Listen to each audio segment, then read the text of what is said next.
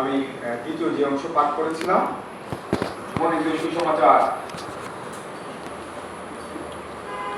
21 অধ্যায় 1 থেকে 17 পদ, সেই অংশের আলোকে আমি আপনাদের সঙ্গে কিছু কথা বলার চেষ্টা করব। আপনারা লক্ষ্য করেছেন আমি যে অংশ পাঠ করেছি সেখানে সিমন পিতরের কথা বলা হয়েছে এবং সিমন পিতরকে গুরুত্ব দিয়ে এখানে এই শাস্ত্র লেখা হয়েছে।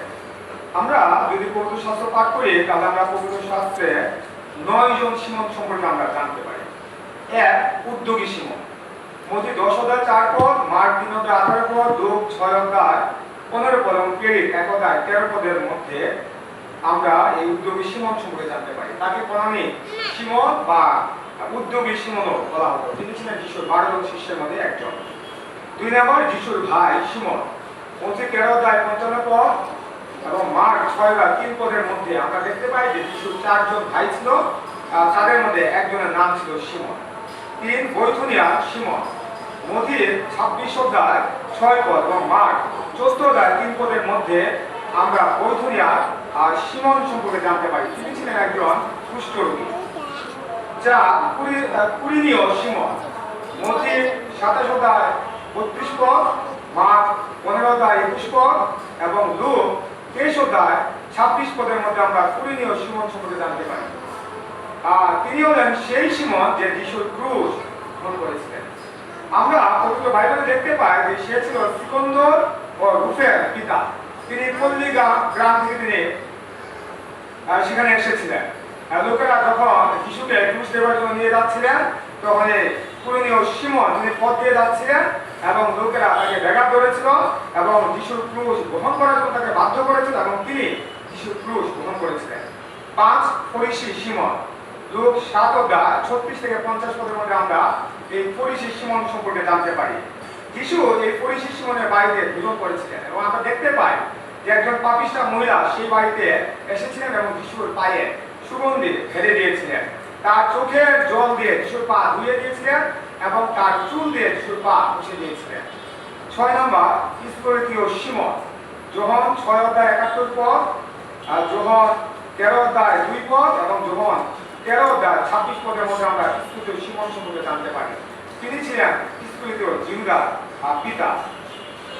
7, সমরিয়ার জাদুকর সিমন, প্রেরিত 8 অধ্যায় 9 থেকে 24 পদের মধ্যে আমরা সমরিয়ার জাদুকর সিমন সম্পর্কে জানতে পারি। সে সমরীয় অঞ্চলে জাদু ক্রিয়া করত এবং সমরীয় জাতিকে চমৎকৃত করত। সে নিজেকে একজন মহান পুরুষ বলে দাবি করত। লোকেরা তার কথায় বিশ্বাস করত এবং তারা তাকে ঈশ্বরের মহতি বলে তারা মনে করত। কিন্তু ফিলিপ যখন সমরীয় এলাকায় ঈশ্বরের রাজ্য এবং যিশু নামে সুসমাচার প্রচার করা শুরু করেছিলেন তখন লোকেরা যিশুর উপর বিশ্বাস করতে শুরু করে এবং তারা বাপ্তাইজিত হতে শুরু করে। তখন এই জাদুকর সিমন অর্থাৎ এই সমরীয় জাদুকর সিমনও যিশুকে বিশ্বাস করেছিল এবং বাপ্তাইজিত হয়েছিল। 8, জাফো শহরের সিমন, প্রেরিত 9 অধ্যায় 43 পদ, প্রেরিত 10 অধ্যায় 6 পদ এবং প্রেরিত 10 অধ্যায় 32 পদের মধ্যে আমরা জাফো শহরের সিমন সম্পর্কে জানতে পারি। তার বাড়ি ছিল জাফো শহরের সমুদ্রের ধারে এবং তিনি ছিলেন একজন চর্মকার। এবং 9 নম্বর, সিমন পিতর। এই সিমন পিতর ছিলেন যিশুর সবচেয়ে প্রিয় শিষ্য। তার নাম সিমন হলেও আমরা তাকে পিতর নামেই আমরা বেশি চিনি এবং যিশু তার এই নাম দিয়েছিলেন। আমরা পবিত্র বাইবেলে দেখতে পাই যে যিশু তার নাম দিয়েছিলেন কৈফা, যোহন 1 অধ্যায় 42 পদ। এই কৈফা হলো কি অরামীয় শব্দ যার গ্রিক শব্দ হলো পিতর, আর এই পিতর নামের অর্থ হলো পাথর। তার ভাইয়ের নাম ছিল আন্দ্রিয়, সেও যিশুর শিষ্য ছিল। তাদের বাবার নাম ছিল যোহন অথবা জোনা। তিনি ছিলেন একজন ইহুদি। তাদের বাড়ি ছিল গালিল প্রদেশের বৈশ্যদা গ্রামে। পেশায় তারা ছিলেন মৎস্যধারী অর্থাৎ জেলে। এবং যিশু যখন বলেছিলেন যে তিনি তাদেরকে মনুষ্যধারী করবেন তখন তারা তাদের সেই পিতা এবং সেই জাল ত্যাগ করে তারা যিশুর পশ্চাৎগামী হয়েছিলেন। পবিত্র বাইবেলে আমরা দেখতে পাই যে এই পিতর ছিলেন যিশুর সবচেয়ে প্রিয় 3 জন শিষ্যের মধ্যে একজন। অন্য 2 জন শিষ্য ছিলেন যাকব ও যোহন। এবং যিশু যেখানে যেতেন সেখানে তিনি এই 3 জন শিষ্যকে তিনি নিয়ে যেতেন। আমরা পবিত্র বাইবেলের কমপক্ষে 3টি ঘটনা আমরা দেখতে পাই যেখানে এই 3 জন শিষ্য যিশুর সাথে ছিলেন। যিশু যখন অধ্যক্ষ জাইরের বাড়িতে গিয়েছিলেন তার সেই মৃত মেয়েকে জীবন দেওয়ার জন্য, তখন এই তিনজন শিষ্য যিশুর সাথে ছিলেন। 2, পাহাড়ে যিশু রূপান্তরের সময় এই তিনজন শিষ্য যিশুর সাথে ছিলেন। আর 3 নাম্বার, গেতসেমানি বাগানে যিশু যখন সেই মর্মান্তিক দুঃখ ভোগের পুরোদিনের প্রার্থনা করতে গিয়েছিলেন, তখন এই তিনজন শিষ্য যিশুর সাথে ছিলেন। তাছাড়া আমরা দেখতে পাই যে যিশুর প্রতি পিতরের অগাধ বিশ্বাস ছিল। যখন 6:67-69 পর সেখানে লেখা রয়েছে, অতএব যিশু সেই 12 জনকে কহিলেন, তোমরাও কি চলিয়া যেতে ইচ্ছা করিতেছ? সিমন পিতর তাহাকে উত্তর করিলেন, প্রভু, কাহার কাছে যাইব? আপনার নিকটে অনন্ত জীবনের কথা আছে, আর আমরা বিশ্বাস করিয়াছি এবং জ্ঞাত হইয়াছি যে আপনি ঈশ্বরের সেই পবিত্র। ঈশ্বরের প্রতি পিতরের এই অগাধ বিশ্বাস ছিল। মথি 14:25-33 পদে আমরা দেখতে পাই, যিশু যখন জলের মধ্য দিয়ে হেঁটে শিষ্যদের নিকটে এসেছিলেন, তখন পিতর যিশুকে প্রণাম করেছিলেন এবং বলেছিলেন যে সত্যই আপনি ঈশ্বরের পুত্র। আবার মথি 16:13-20 পদ, মার্ক 8:27-30 পদ, লূক 9:18-20 পদে আমরা দেখতে পাই যে যিশু তার শিষ্যদের কাছে জানতে চেয়েছিলেন যে লোকেরা তার সম্পর্কে কি ভাবে। তারা বলেছিলেন যে কেউ কেউ বলে আপনি যোহন বাপ্তাইজ, কেউ কেউ বলে আপনি এলিয়, কেউ কেউ বলে আপনি জিরোমীয়, কেউ কেউ বলে আপনি ভাববাদীদের একজন। তো যিশু তাকে জিজ্ঞেস করেছেন যে তোমরা আমার সম্পর্কে কি ভাবো? তখন এই সিমন পিতর বলেছিলেন, আপনি সেই খ্রিস্ট, জীবন্ত ঈশ্বরের পুত্র। আমরা দেখতে পাই যে যিশু তার শিষ্যদেরকে তিনি অধিক গুরুত্ব দিয়েছিলেন এবং তিনি তাদের বলেছিলেন যে তিনি যখন তার নিজ প্রভাবের সিংহাসনে বসবেন, তখন তার শিষ্যরা 12টি সিংহাসনে বসবে এবং ইসরায়েলের 12টি বংশের বিচার করবে। আর যিশু এই সিমন পিতরকে অন্যান্য শিষ্যদের থেকে আরো বেশি তিনি গুরুত্ব দিয়েছিলেন। মথি 16:19 পদে লেখা রয়েছে, আমি তোমাদের স্বর্গরাজ্যের চাবিগুলো দিব, আর তুমি পৃথিবীতে যাহা কিছু বদ্ধ করিবে তা স্বর্গে বদ্ধ হইবে, এবং পৃথিবীতে যাহা কিছু মুক্ত করিবে তা স্বর্গে। যিশু জীবিত থাকাকালীন সময়ে এই পিতরের মাধ্যমে মণ্ডলী গেঁথে তোলার কথা তিনি বলেছিলেন। মথি 16:18 পদ, আর আমিও তোমাকে কইতেছি, তুমি পিতর, আর এই পাথরের উপরে আমি আপন মণ্ডলী রাখিব। আর আমরা দেখতে পাই সেই 50 দিনে সেই পবিত্র আত্মাকে যিশু প্রেরণ করে দিয়েছিলেন। সেই শিষ্যরা পবিত্র আত্মা লাভ করেছিল এবং পিতর সেই পবিত্র আত্মা লাভ করার পরে তিনি যে বক্তৃতা দিয়েছিলেন, তার সেই বক্তৃতা শুনে 3000-এর অধিক লোক মণ্ডলীভুক্ত হয়েছিল এবং সেদিনেই সেই জিরুসালেম নগরীতে প্রথম মণ্ডলী স্থাপিত হয়েছিল। আমরা লক্ষ্য করেছি যে যিশু পিতরের নাম দিয়েছিলেন, তার পূর্বের নাম তিনি পরিবর্তন করেছিলেন এবং তিনি তার নাম দিয়েছিলেন কৈফা। এ থেকে এটা প্রমাণিত হয় যে এই পিতরের উপরে যিশুর অধিকার ছিল, কারণ আমরা তখনই একজন ব্যক্তির নাম দিতে পারি যখন তার উপরে আমাদের অধিকার আমরা খাটাতে পারি। কিন্তু এখানে একটা আশ্চর্যের বিষয় যে এই পিতর ছিল যিশুর সবচেয়ে প্রিয় শিষ্যদের মধ্যে একজন এবং এই পিতরের প্রতি যিশুর অনেক অধিকার ছিল। এই পিতরও যিশুর প্রতি অনেক বেশি বিশ্বস্ত ছিল, কিন্তু তারপরেও এই পিতর যিশুকে তিনবার সে অস্বীকার করেছিল।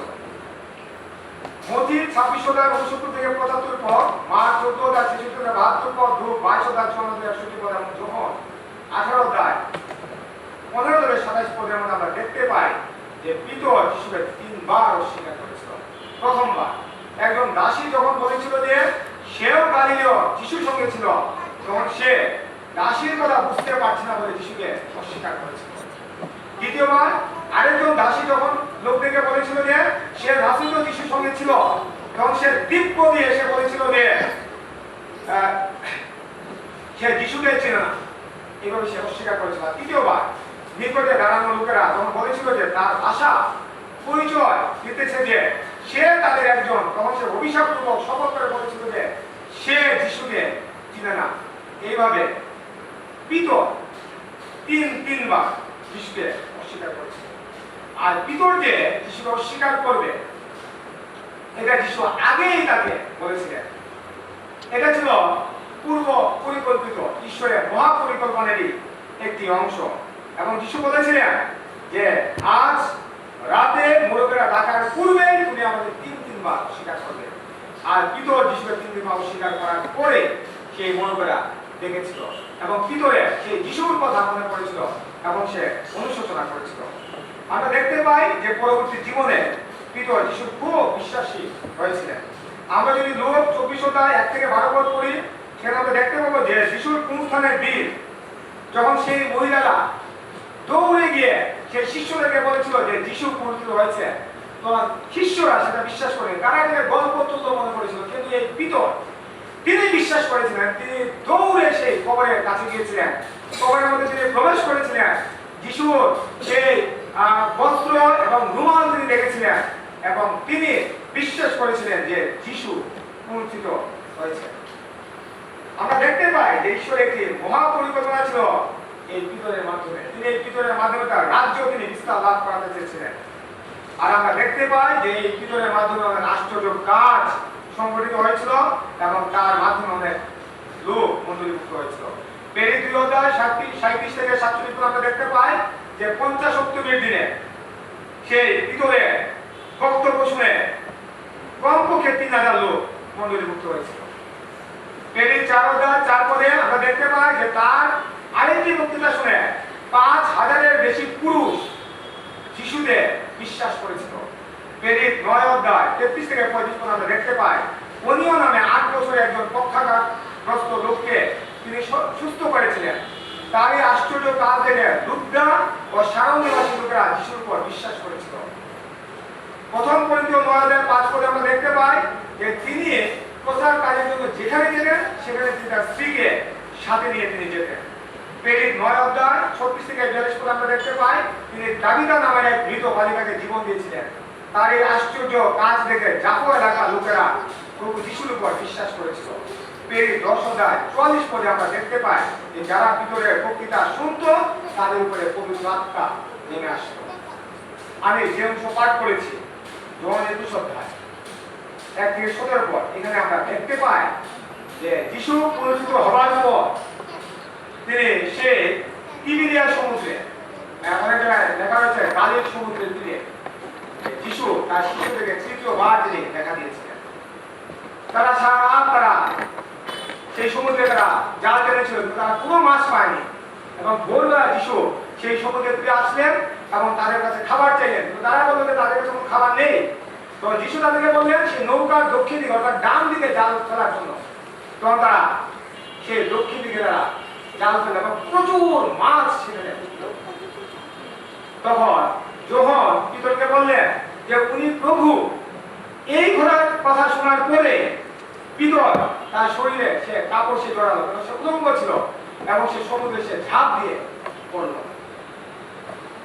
তারপর তারা সেই জাল টেনে তারা পাড়ে নিয়ে আসলো এবং তারা বলে দেখলো সেখানে বড় বড় 153টা মাছ ছিল।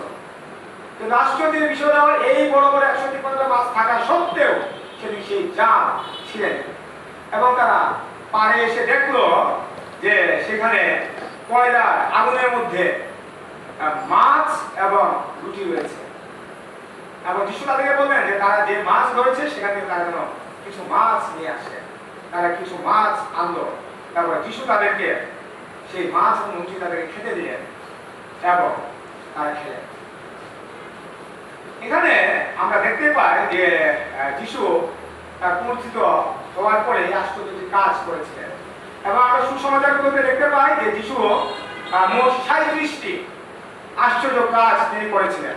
তবে পবিত্র বাইবেল বলে যে তিনি কেবল এই 37টি আশ্চর্য কাজই করেননি, বরং তিনি আরো অনেক আশ্চর্য কাজ তিনি করেছিলেন, কিন্তু সেইগুলো এই পবিত্র বাইবেলে লিপিবদ্ধ করা হয়নি। তার কারণ ছিল দুইটা। এক নম্বর কারণ, পৃথিবীতে ধারণ করার মতো কোন গ্রন্থ তখন থাকতো না। যখন 21:25 লেখা রয়েছে যে যিশু আরো অনেক আশ্চর্য কাজ করেছিলেন এবং সেই সকল যদি লেখা হতো তবে এত বেশি গ্রন্থ হতো যে সেইগুলো পৃথিবী ধারণ করতে পারত না। আর দুই নম্বর কারণ ছিল আমাদের বিশ্বাস করার জন্য এগুলোই যথেষ্ট ছিল। আমরা যদি যিশুকে বিশ্বাস করি তাহলে এই যে 37টা আশ্চর্য কাজ এগুলো দেখেই আমরা যিশুর উপরে বিশ্বাস করবো এবং তাকে আমরা আমাদের মুক্তিদাতা হিসেবে গ্রহণ করবো। আর যদি আমরা বিশ্বাস না করি তাহলে হাজার কাজের বর্ণনা দিলেও আমরা কোনোদিন যিশুকে আমরা বিশ্বাস করবো না। তাই এই 37টি কাজ লিপিবদ্ধ করা হয়েছে, যেন এগুলো দেখে আমরা যিশুকে আমরা বিশ্বাস করতে পারি। এখানে আমরা দেখতে পেয়েছি যে 153টি বড় মাছ উঠেছিল এবং জাল ছিঁড়েনি। পবিত্র বাইবেল বিশ্লেষক যারা রয়েছেন তারা বলেন যে এই 153টি মাছ এখানে রূপক অর্থে ব্যবহার করা হয়েছে। তৎকালীন পৃথিবীতে 153টি বড় জাতি ছিল এবং তারা তখন সেই জিরুসালেমে তারা অবস্থান করছিল, এবং এই জাল বলতে সেই সুসমাচারকে বোঝানো হয়েছে। যিশুর সুসমাচার পৃথিবীর সকল জাতিদেরকে একত্রিত করবে এবং তাদেরকে যিশুর কাছে নিয়ে আসবে। সেই সুসমাচারের গণ্ডি থেকে কেউ বের হতে পারবে না। সেই সুসমাচার থেকে কেউ সেই সুসমাচার বাইরে থাকবে না। এবং পবিত্র বাইবেল বিশ্লেষকরা বলেন যে সেই যিশুর সুসমাচারের মাধ্যমে জগতের সকল জাতিদেরকে একত্রিত করা হবে এবং যিশুর কাছে আনা হবে।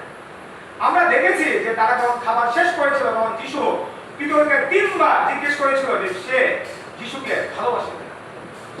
আমরা দেখেছি এখানে যিশুকে ভালোবাসে কিনা, যিশুকে প্রেম করে কিনা, এই প্রশ্নগুলো যিশু করেছিলেন। এবং ইংরেজিতে প্রেম বা ভালোবাসার ক্ষেত্রে যে ইংরেজি শব্দটি ব্যবহার হয় সেটা হলো লাভ। যিশু পিতরকে 3 বার বলেছিলেন যে ডু ইউ লাভ মি, তুমি কি আমায় ভালোবাসো? পিতর উত্তরে বলেছিলেন yes lord, you know that I love you, প্রভু আপনি জানেন আমি আপনাকে ভালোবাসি। ইংরেজি লাভ শব্দের ক্ষেত্রে গ্রিক ভাষায় 6টি শব্দ ব্যবহার করা হয়। এক, লুডাস, এটা আমাকে বলা হয় প্লেফুল লাভ, অর্থাৎ ছলনাকারী ভালোবাসা, স্বার্থপর ভালোবাসা। 2 নম্বর এরোস, ফিজিক্যাল লাভ, শারীরিক ভালোবাসা, বিবাহের মাধ্যমে যে ভালোবাসা পাওয়া যায় সেটাকে বলা হয় এরোস। 3 নম্বর ফিলিয়া বা ফিলিও, ফাদারলি লাভ অথবা ফ্রেন্ডলি লাভ, ভাইয়ের প্রতি যে ভালোবাসা বা বন্ধুর প্রতি যে ভালোবাসা। 4 নম্বর স্টোর, ফ্যামিলি লাভ, পরিবারের সদস্যদের প্রতি যে ভালোবাসা। 5 নম্বর প্র্যাগমা, লং স্ট্যান্ডিং রিলেশনশিপ লাভ, দীর্ঘ সময়ের অবস্থানকারী যে ভালোবাসা, কারোর সাথে দীর্ঘ সময় থাকার ফলে তার প্রতি যে ভালোবাসা জন্মায় সেটা হলো প্র্যাগমা। এবং 6 নম্বর ছিল আগাপে। এখানে বলা হয়েছে এটা হলো সেলফলেস লাভ, আনকন্ডিশনাল লাভ, স্যাক্রিফাইসিং লাভ, নিঃস্বার্থ ভালোবাসা, নিঃশর্ত ভালোবাসা, আত্মত্যাগকারী ভালোবাসা। আমাদের প্রতি যিশুর যে ভালোবাসা ছিল সেটাই হলো আগাপে। যখন 15:13 বলা হয়েছে কেউ যদি তার বন্ধুর জন্য আপন প্রাণ সমর্পণ করে তবে তার থেকে অধিক প্রেম আর কারো কাছে নেই। এটাই হলো আগাপে, আনকন্ডিশনাল লাভ।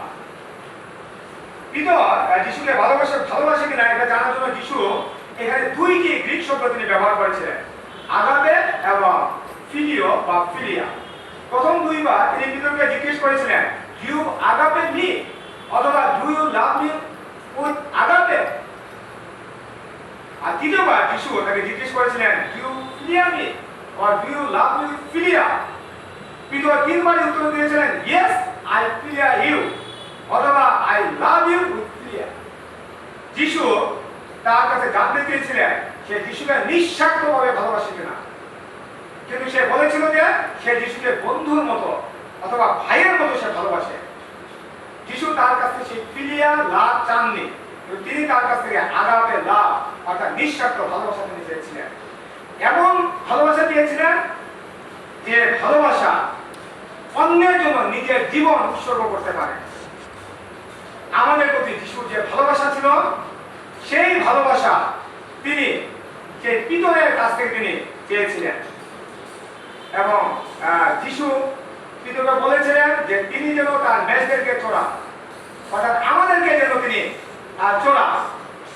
তাই তিনি তার হচ্ছে আগাপে লাভ তিনি চেয়েছিলেন, কেননা তার মেষদেরকে চড়াতে গিয়ে তার নিজের জীবন উৎসর্গ করতে হতেও পারে।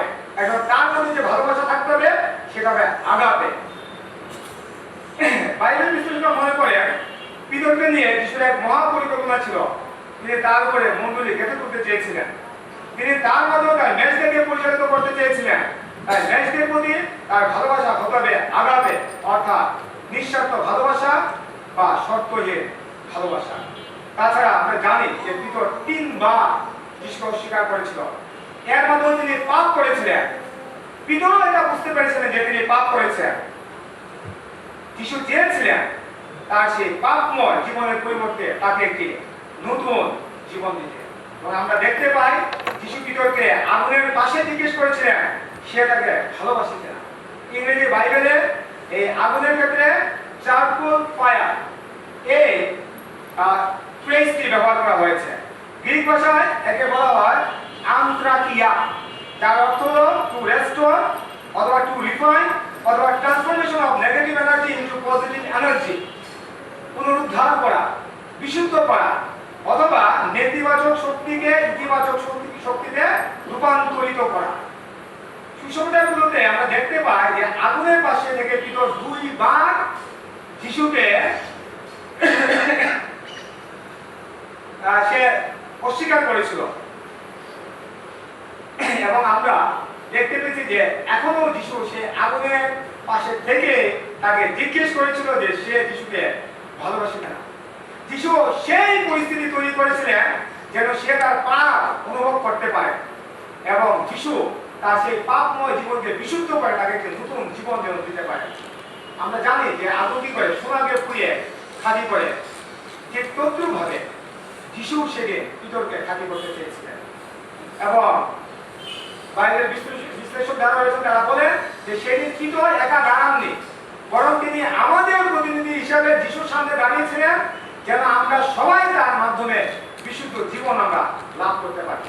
যোহন 21:9 যিশু পিতরকে বলেছিলেন যে তিনি কিভাবে তার মৃত্যুর মাধ্যমে ঈশ্বরকে তিনি গৌরবান্বিত করবেন। আর আমরা জানি যে খুব সম্ভবত 66 থেকে 68 খ্রিস্টাব্দে সম্রাট নিরোর সময়ে পিতরকে ক্রুশবিদ্ধ করে মারা হয়েছিল। এবং আমরা দেখতে পাই যে তিনি সে উল্টা ক্রুশে ক্রুশবিদ্ধ হয়ে তিনি মারা গিয়েছিলেন এবং তিনি তার নিজের ইচ্ছায় তিনি সেই উল্টা ক্রুশে তিনি ক্রুশবিদ্ধ হয়েছিলেন। এবং তিনি লোকদেরকে বলেছিলেন যে যিশু যেভাবে ক্রুশবিদ্ধ হয়ে মারা গিয়েছে সেইভাবে ক্রুশবিদ্ধ হয়ে মারা যাওয়ার যোগ্য তিনি নন, তিনি প্রভুর মতো যোগ্য তিনি নন, তাই তিনি উল্টা ক্রুশে তিনি তার নিজের জীবন উৎসর্গ করেছিলেন এবং এভাবে তিনি তার মৃত্যুর মাধ্যমে ঈশ্বরকে গৌরবান্বিত করেছিলেন। খ্রিস্টের ভক্তগণ, পবিত্র বাইবেলে এই 9 জন সিমন পিতর সম্পর্কে আলোচনা করতে গিয়ে আমরা দেখেছি যে সিমন পিতরের মাধ্যমে ঈশ্বরের রাজ্য সবথেকে বেশি বিকশিত হয়েছিল। সে যিশুকে অস্বীকার করেছিল, তারপরও তার মাধ্যমে ঈশ্বরের মহাপরিকল্পনা ছিল এবং তিনি তাকে ব্যবহার করেছিলেন এবং তার মাধ্যমে ঈশ্বরের রাজ্য বিকশিত হয়েছিল। আমরা হয়তো পাপী, কিন্তু আমাদেরকে নিয়েও ঈশ্বরের মহাপরিকল্পনা আছে।